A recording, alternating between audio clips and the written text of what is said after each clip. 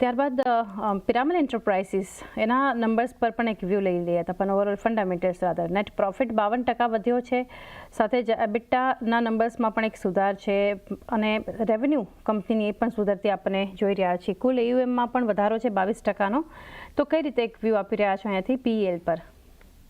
એનું ખાસું સારું રિઝલ્ટ આવ્યું, મેં પણ જોયું એમાં. અને એનું ખાસું 64% નેટ પ્રોફિટમાં જોયું, બહુ સારું કહેવાય. ઓવરઓલ અગર તમે જો કે એયુએમ પણ એક્સપેક્ટેશન સારું એવું છે કે અહીંયાથી એમનું વધશે, ઓલમોસ્ટનો 25%થી એવું એક્સપેક્ટેશન છે વધશે. અને યર ઓન યર ઇમ્પેક્ટ છે, થોડા પ્રેશર છે માર્જિનમાં, પણ આઈ થિંક આગળ જઈને થોડો સુધારો એમાં પણ આવશે.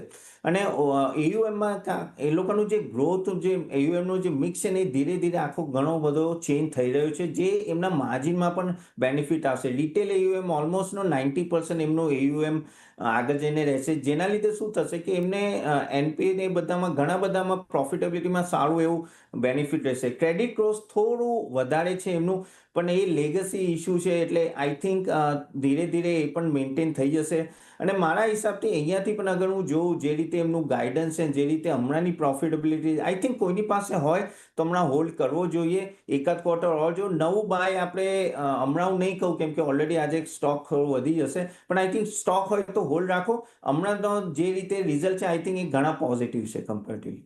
હોલ્ડ કરો, ફ્રેશ એન્ટ્રી નહીં, કારણ કે નંબર સારા છે, પણ ફ્રેશ એન્ટ્રી માટે થોડી હજુ રાહ જુઓ. ગઈકાલે એક